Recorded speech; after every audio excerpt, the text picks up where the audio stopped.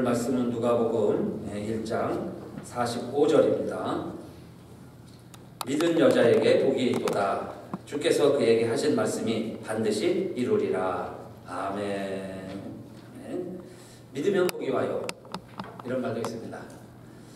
또 오늘 성경 말씀도 믿은 여자에게 복이 있도다. 오늘 말씀이죠. 왜냐하면 그에게 하신 말씀이 반드시 이루리라 그랬어요. 자, 이것은 할머니가 임신해서 지금 처녀가 잉태해서 만났을 때 서로 주고받는 이야기들입니다. 여러분, 우리 마리아 이야기 잘 아시는데 주의 계집종이오니 말씀대로 이루어지이다 하고 천사의 음성에 하나님 말씀에 순종했더니 정말 남자를 알지 못하던 처녀가 하나님의 능력으로 하나님의 은혜로 하나님을 잉태하게 되었어요. 그래서 이 여인을 향하여 엘리사벳이 고백한 말씀이 이 말씀입니다. 믿은 여자에게 복이 있도다. 그에게 하실 말씀이 반드시 이루리라. 그래서 우리 예수님이 태어나신 거죠. 그리고 부활하셨습니다. 여러분, 믿는 사람은 복이 있다 그러는데 어떤 복이 있냐 이 말이에요. 여러분, 정말 예수 믿고 복 받으셨습니까? 예수 믿는 사람이 복권 사면 복권 당첨되고, 예수 믿는 사람은 전염병이 돌 때 백신 안 맞아도 전염병에서 해방되고, 꼭 그렇진 않죠. 우리가 그런 것을 복이라고 이야기하진 않아요. 그건 요행이지. 운이 맞은 거죠. 운때가 좋은 거지 복이 있다고 얘기하는 게 아닙니다. 예수님이 말씀하시는 오늘 성경이 이야기하는 복이 있어요. 그런 여러분, 우리 예수 믿는데 이런 복을 확인하시고 이런 복의 주인공들이 되시기를 바라겠습니다.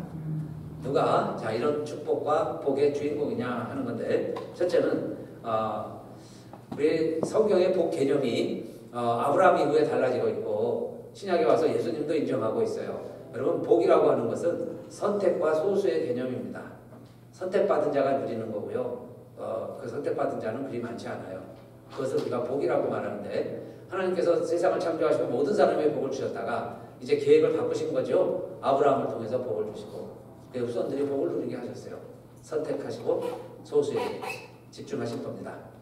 예수님도 인정하셨는데, 오늘 누가복음 여러분 1장부터 제가 9장까지 가지고 말씀을 준비했어요. 그런데 예수님도 뭐라고 말씀하세요? 엘리야 시대에 많은 과부가 있었는데 그 과부들이 다 가난과 기근에 고생하고 굶주릴 때 오직 사렙다 과부 한 사람만 밀가루통과 기름병이 떨어지지 아니했습니다. 그 이야기를 예수님이 하세요. 그건 뭘까요? 많은 사람들이 같이 살아가는데 하나님의 은혜로 복을 받는 사람이 선택되어져 있다. 그 얘기 아닙니까? 엘리사 시대에 많은 문둥병자가 있었는데 그건 예수님 말씀이에요. 오직 고침을 받은 문둥이는 나만 장군 한 사람이지 아니하였느냐.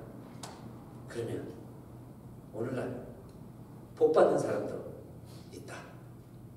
소수지만 있다. 반드시 복 받을 사람이 있다. 복 받는 사람들이 있다. 그 이야기 아니겠어요?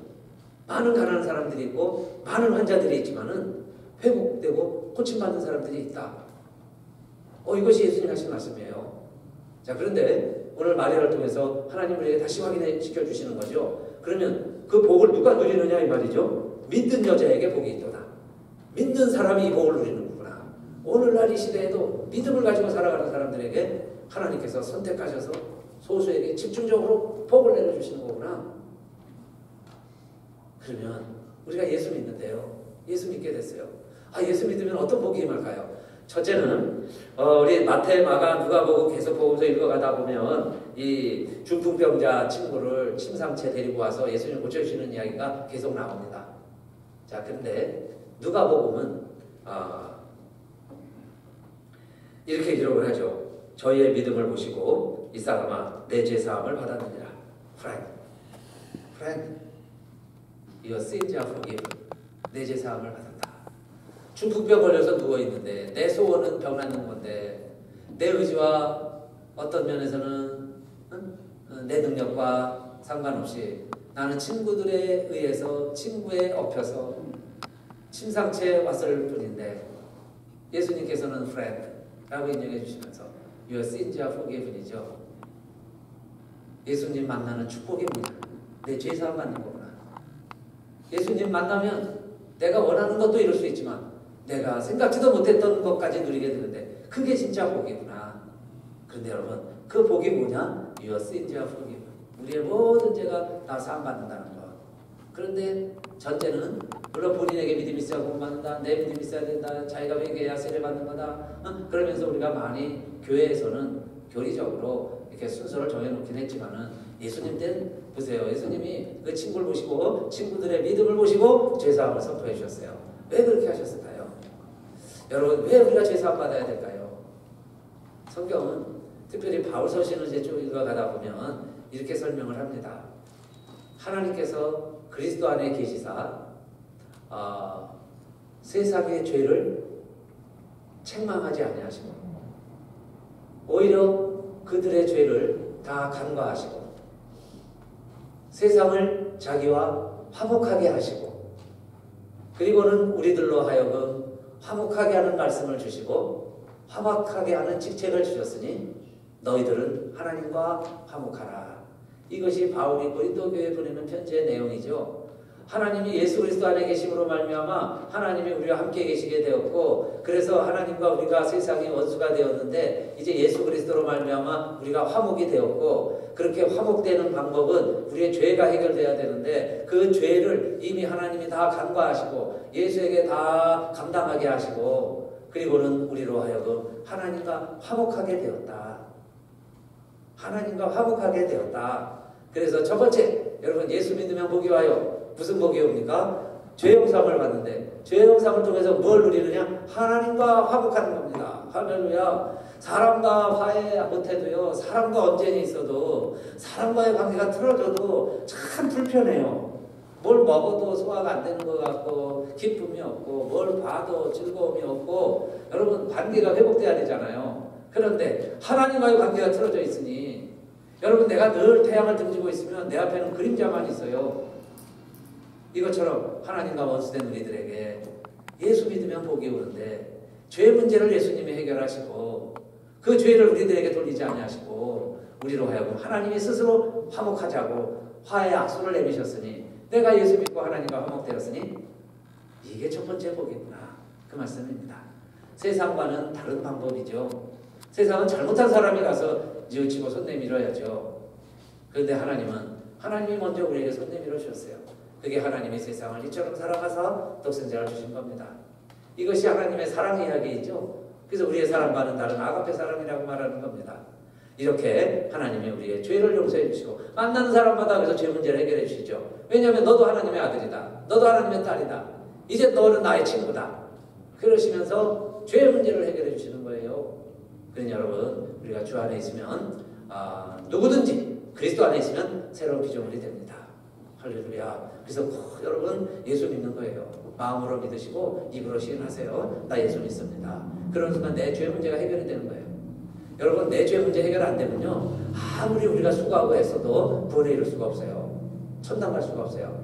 내가 계명은 다 지켰는데 그래서 예수님이 한번 시험해 보시죠. 너 정말 선을 행해서 천국 가고 싶으냐? 그래 그러면 너 한 가지만 더 해봐라. 너 재산 다 팔고 나 따라와. 누가 할 수 있겠어요? 저부터 시작해서 다 못할 겁니다. 아니 내일 쌀도 사야 되고 밥도 사야 되고 아이들 걱정하고 렌트비 내야 되고 페이먼 해야 되고 뭐 어떻게 그렇게 따라갈 수 있겠어요? 못한다는 이야기예요. Impossible. It is impossible with man. 사람으로서는 할 수 없어요. 그런데 예수 믿고 죄사함 받고 구원 받으라는 거죠. 그러면 하나님이 내가 너희와 화목하게 하겠다. 사탄 만나서 인간이 하나님과 원수가 되었는데 그래서 예수님이 오신 목적이 사단의 일을 멸하러 오신 거죠. 사단의 목적은 하나님과 원수되게 만드는 건데 그래서 우리가 예수님을 통해서 하나님과 화해하는 일이 생겼습니다. 여러분 화목하게 하는 직책 그게 하나님의 백성들의 사명입니다. 하나님과 화목하고 사람과 사람이 화목하고 부부가 화목하고 부모 자식이 화목하고 원관계로 회복되는 것 온전히 회복된 상태를 샬롬 평화라고 이야기하는 겁니다. 그래서 첫째는 예수 안에서 그 길이 열렸으니 여러분요 예수 믿은 자는 말씀을 믿은 자는 말씀으로 말미암아 우리가 죄사함 받으니까요 말씀을 믿은 자는 복이 있도다.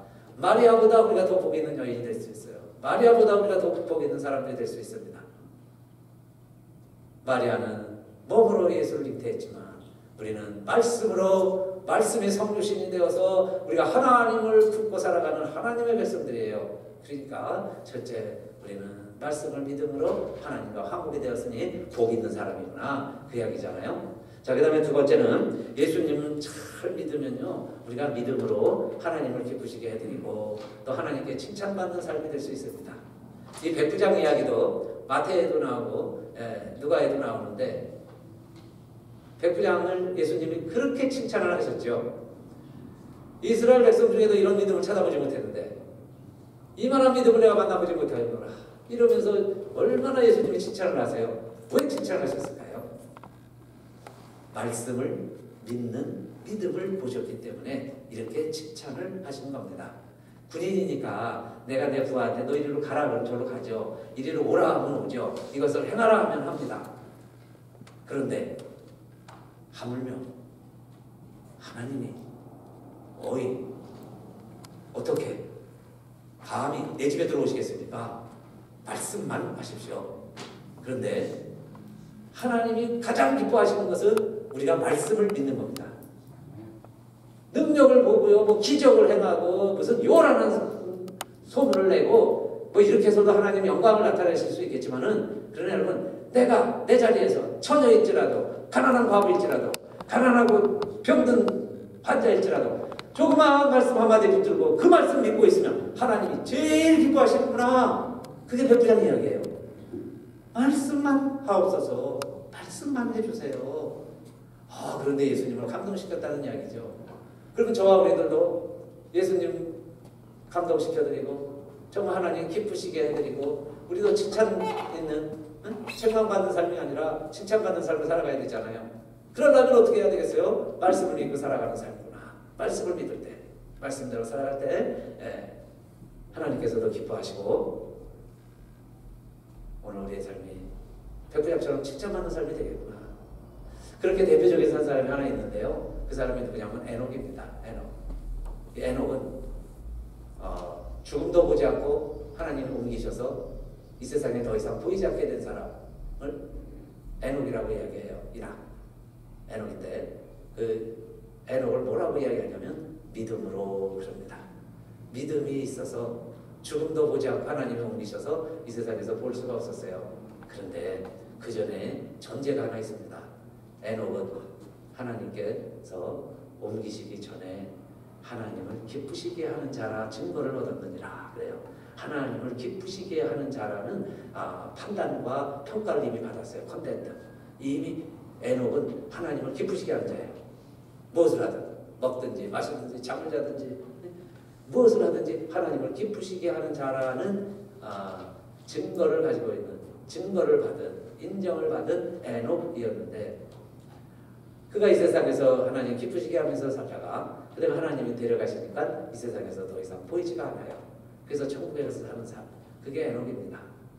그래서 우리의 모델이죠. 롤 모델이 필요하다면 에녹입니다. 에녹.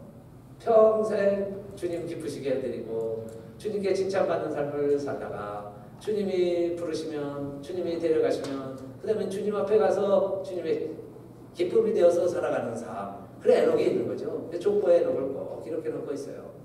여러분, 오늘 우리들도 믿음이 없이는 하나님을 기쁘시게 해드릴 수가 없겠죠. 믿음이 없이는 하나님을 기쁘시게 하실 수가 없어요. 그러면 하나님께 나아가는 자들은 반드시, 하나님께 나아가는 자는 두 가지가 필요합니다. 그 믿음이 전제가 돼야 돼요. 그 믿음이 뭐냐?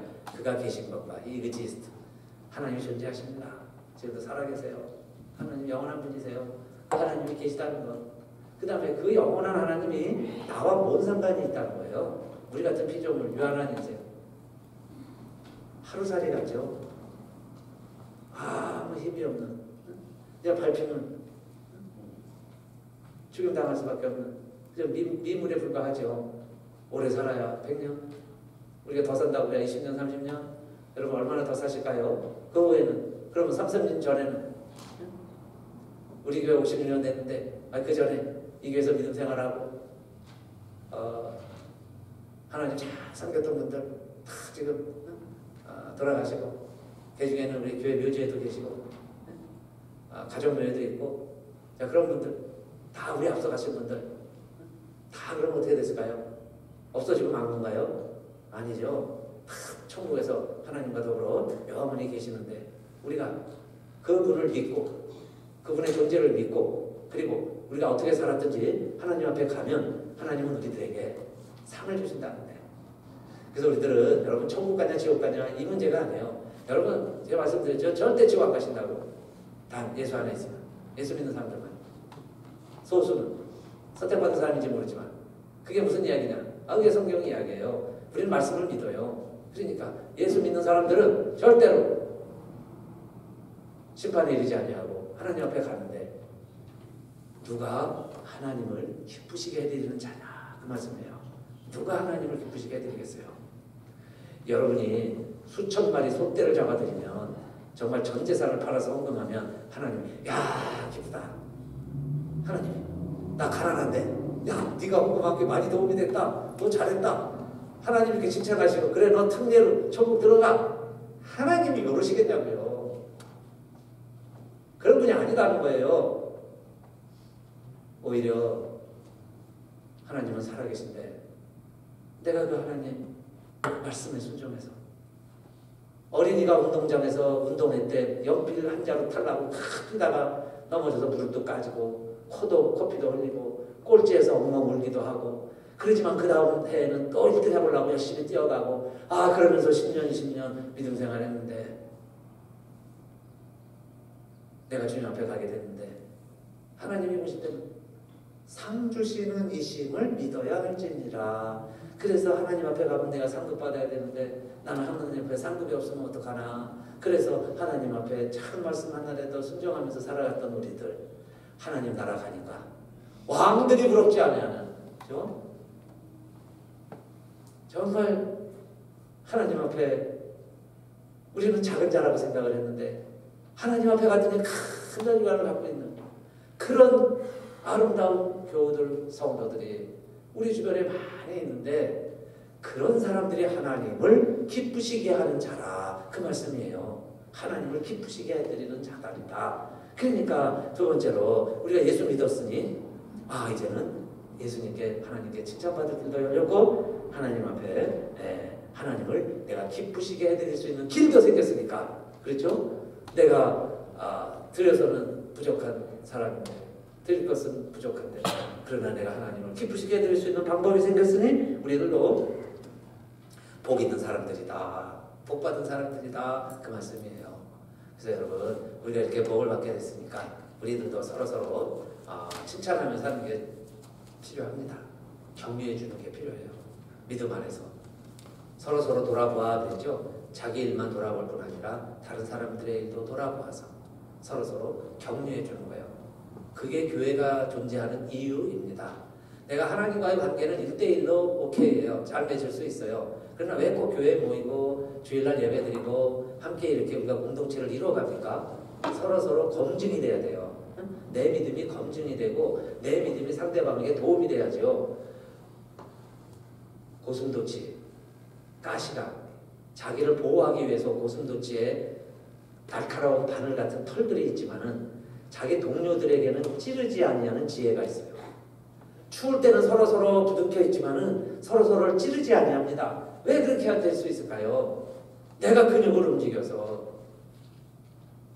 상대방에게 찌르지 아니하게, 내가 가지고 있는 가시예요. 내가 다 잘라버릴 수 없어요. 쥐마냥 다 털을 잘라버릴 수가 없습니다. 가시가 있어요. 그런데 그걸 내가 어떻게 움직여서 상대방에게 피해를 안 주게 하는 것, 그게 지혜죠. 교회라는 게 뭡니까? 우리가 흉물이 없어서 성도라고 그러는 게 아니에요. 다 가시가 있고 성질이 있어요. 다 여러분 성질 낼 줄 압니다. 그런데 교회에 오면 하나님의 자녀니까 하나님의 영광을 가리우면 안 되니까 하나님 앞에서 두려운 줄은 아니까 성질 부리다가도요, 막 가다가도 하나님 앞에서 무릎 꿇을 줄 아는 사람, 그 사람이 하나님을 두려워하는 사람이고 믿음이 있는 사람이고, 그래서 그 믿음을 가지고 살아가는 사람을 하나님은 기뻐하시고 큰 자다 그러시는 거죠. 큰 자다. 세 가지도로 뿔을 품지 않고 말씀대로 순종하는 거예요. 그렇게 살아보는 겁니다. 그런데 하루하루, 한 달, 1년, 10년 지나다 보니 주님을 닮아가는 하나님의 자녀의 모습, 제자의 모습으로 우리들이 점점 닮아져 가고 있는 겁니다. 예수를 믿는 세 번째 복은요, 예수 믿는 사람들은 누구나 다 사랑받으면 사람 많이 받은 사람은 어린이건 어른들이건 좀 그런 모습이 보이죠. 사랑이 넘쳐나. 마치 태양열을 많이 받아가면 바위가 뜨거워지는 것처럼. 그래서 한 밤에도 어느 정도 버틸 수 있어요. 그러다가 태양이 뜨기 직전이 제일 온도가 낮습니다. 오늘도요 6시 20 몇 분인가 해가 뜨는데 제가 온도를 이렇게 보니까 한밤중이 제일 온도가 낮은 게 아니고 5시가 온도가 제일 낮았어요. 41도까지 내려갔다가 해 뜨면서부터 올라가는 겁니다. 우리가 사랑을 많이 받으면 그 사랑이 충만해갖고 다른 사람들 이렇게 사랑할 수 있는 거예요. 근데 이제 점점 고갈되겠죠. 점점 각박해지고 너무 막 정신없이 너무 이기적이고 너무 약속받는 사람들과 어울려서 또 막 지내다 보니까 나도요 막 내 본심 본능적으로 막 살게 됐어. 사랑을 다 고갈시켜버린 거예요. 받았던 하나님의 사랑을. 그런데 우리 다시 모여서 교회에서 서로 사랑하면서 하나님께 받은 사랑을 서로 주고받으면서 다시 하나님 앞에서 그 사랑으로 충전돼 가는 거죠. 충만해져 가는 거예요. 그래서 이 세상을 다시 살아가는 겁니다. 하나님 없는 세상에 가서 우리가 하나님의 사랑을 또 실천하면서 나누면서 베풀면서 살아가는 겁니다. 그러다 보면 또 우리가 고갈되고 떨어져요. 그것도 채워가는 겁니다. 이 예수님 돌아가시기 전에 향유를 부은 여인 이야기가 마태에도 나오고 누가에도 나오는데 이 누가에는 다른 관점에서 기록하고 있어요. 여러분 마태에서는 뭐라고 했죠? 이 여인을 예수님이 그렇게 또 복음과 함께 이 여인이 행한 일도 말하여져서 저를 기념하리라. 왜 그렇게 칭찬을 해주셨냐면 예수님의 장례를 위함이라 그랬어요. 그래서 예수님은 돌아가셔서 장례식을 치른 게 아니고 살아계셔서 장례식을 치른 셈이죠. 향유도 부어드리고 다 그 예식을 한 거나 마찬가지예요. 그래서 실제로 무덤가를 갔을 때는 향유도 부을 수 없었고 예수님 시신도 배울 수 없었어요. 살아서 장례를 치른 분이다 라는 것이 마태의 관점이라면 누가는 여러분 자세히 읽어보세요. 누가복음은 다른 관점에서 기록하고 있다는 걸 발견하게 됩니다. 그 관점이 뭐냐면요 이거예요. 마리아는 예수님을 보자마자 너무너무 고맙고 감동해서 눈물을 펑펑 쏟아붓고 그 발을 자기의 머리털로 씻어드리고 그리고 깨끗한 발에 향유를 부어드리고 예수님께 온갖 자기가 느꼈던 내가 알고 있는 그 예수님에 대한 사랑, 나를 여인으로 인정해 주신 분, 나를 정말 사람 대접해 주신 분, 귀신 들린 나를 인간으로 맞이해 주셨던 그 예수님의 사랑에 겨워서 그 엎드려서 예수님께 표현했던 모든 과정 행동들을 자세히 설명을 하고 있는데 그 배경이 이 여인이 받은 예수님의 사랑이었죠. 그래서 예수님이 언급을 해주신 겁니다. 누가복음에서는 뭐라고 이야기하냐면은 이 여인은 죄가 많은 여인이었는데 그 많은 죄가 사함을 받았다. 시몬에게 이야기했어요.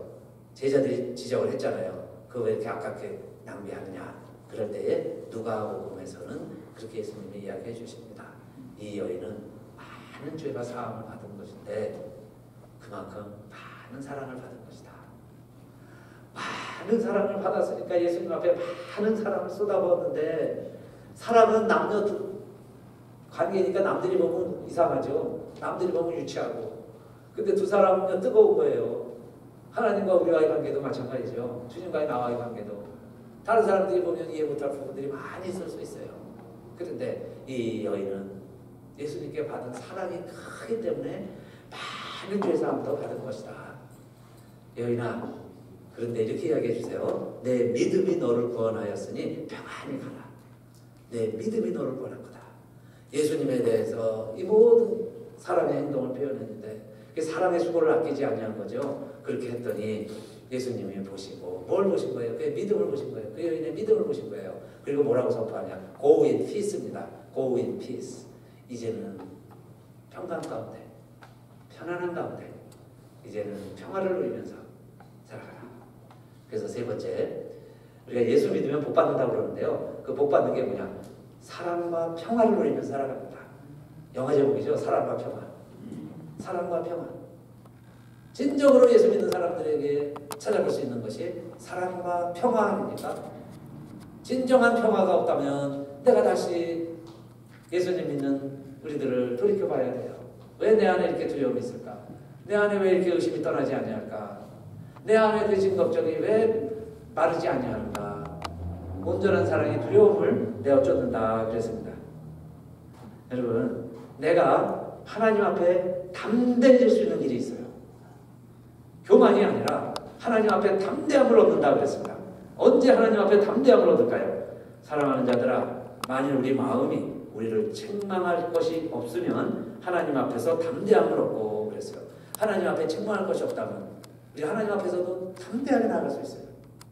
그게 정말 내 안에 하나님 주시는 평화를 누리고 살아가는 방법이죠. 정말 그 평화, 담대함이 있느냐? 그런데 내 마음이 내가 나를 책망할 것이 없어야죠. 내 마음이 나를 책망할 것이 없으려면 어떻게 해야 되겠어요? 첫째, 내 죄 문제가 해결되었죠. 근데 예수 믿고 내 죄 문제가 해결됐어요. 새로운 피조물이라고 그러셨으니까. 그래서 예수 믿는 거죠. 십자가 보혈로. 인간이 완전하지는 못하지만 내 죄사함을 받았으니. 그래서 첫 번째.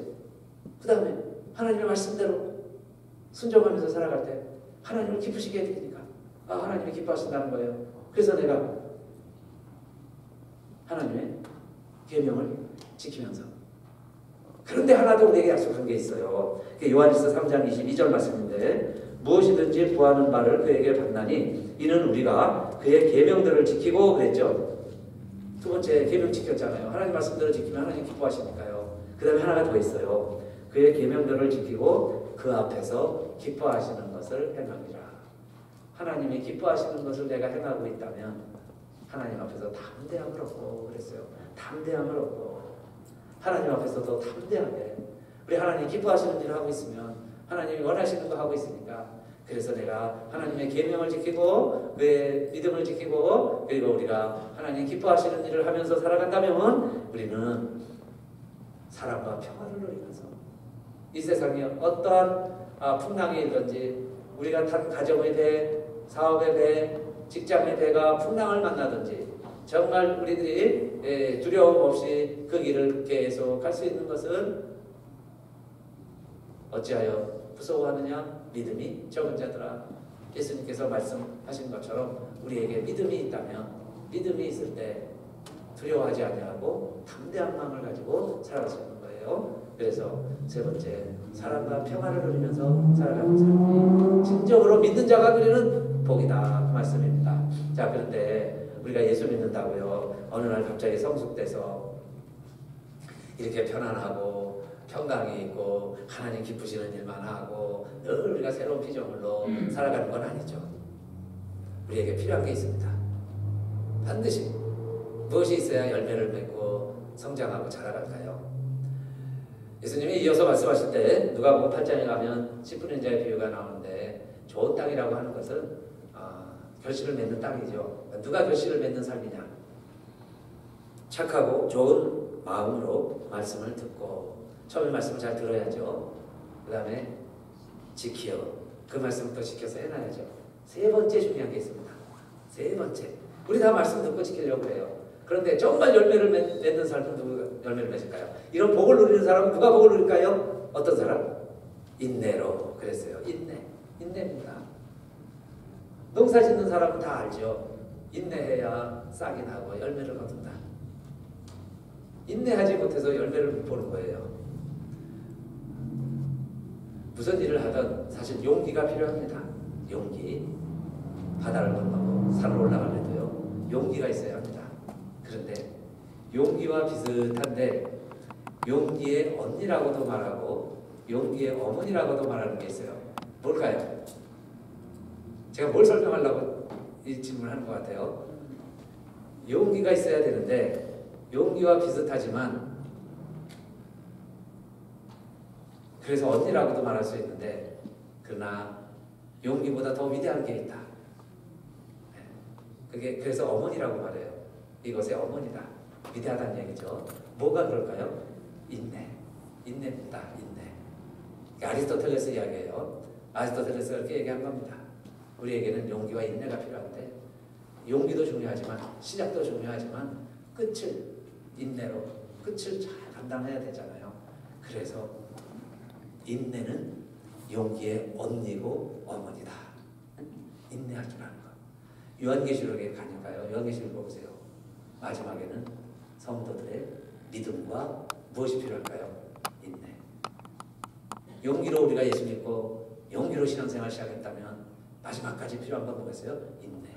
끝까지 감당해 나가는 것. 인내. 주님 오실 때까지, 열매 맺을 때까지 인내하는 마음.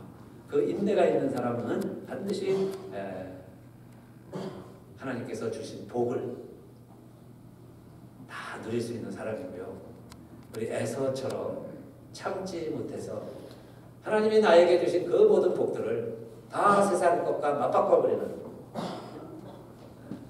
엿바꿔보는 것처럼요. 세상 것과 다 바꿔버리는 어리석은 우리들이 아니라 여러분 우리 인내하시고 하나님 오실 때까지 이 삶을 감당하다가 하나님 앞에 정말 복 받으시고 우리 모두가 다 큰 멸류관 받으시기를 주님의 이름으로 축원합니다. 같이 일어나셔서 찬송합시다. 믿음이 이기네. 믿음이 이기네. 주 예수를 믿는 믿음이 이기네.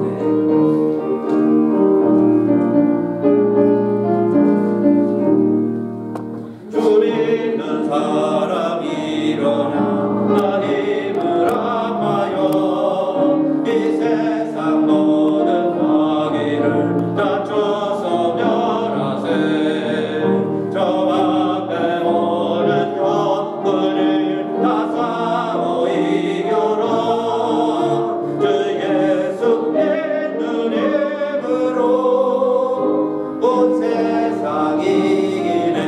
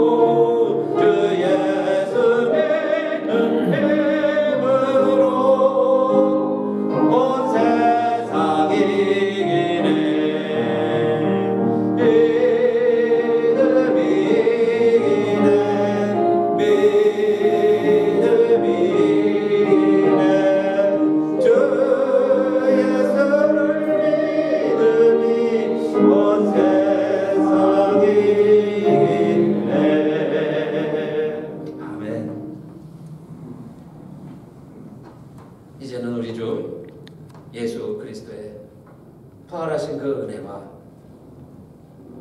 하나님 아버지의 독생자를 이 땅에 보내셨다가 죽기까지 버리시고 짓밟히도록 내버려 두시는 것 같더니 그러나 역시 하나님 그 아들 다시 살려내시고 우리들의 주가 되시고 왕이 되게 하시고 하나님 보좌에 앉히신 하나님의 그 좋으신 그 높으신 사랑과 성령의 감동 감화, 예수 믿는 성도들 한 사람 한 사람 인치심이 오늘 예배 드리면서 누가복음의 말씀을 통해서 믿음으로 사는 자가, 말씀을 믿는 자가 복이 있다는 이야기, 나의 이야기, 내 이야기.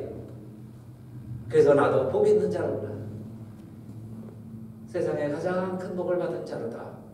오늘도 고백하며 예배드리는 우리들 모두와 하나님께서 이 말씀 믿는 것이 하나님의 소원이라고, 이 말씀 전하는 것이 하나님의 계획이라고, 화목해 하라는 직책을 주시고 화목해 하라는 말씀을 주셔서 하나님과 화목하게 하고 세상을 하나 되게 하라, 화목하게 하라. 오늘 우리를 부르셔서 교회 창립 기념주일을 준비하면서 이 사명 감당하려고 우리가 다짐을 하고 패입하지만 서로 서약을 하고, 그래서 주의 이름으로 하나님의 방법으로 임직을 하며 주의 길을 감당하려고 하는 우리들 교회 위에 이제로부터 영원히 모든 교우들에게까지 함께 하시기를 간절히 축원하옵나이다.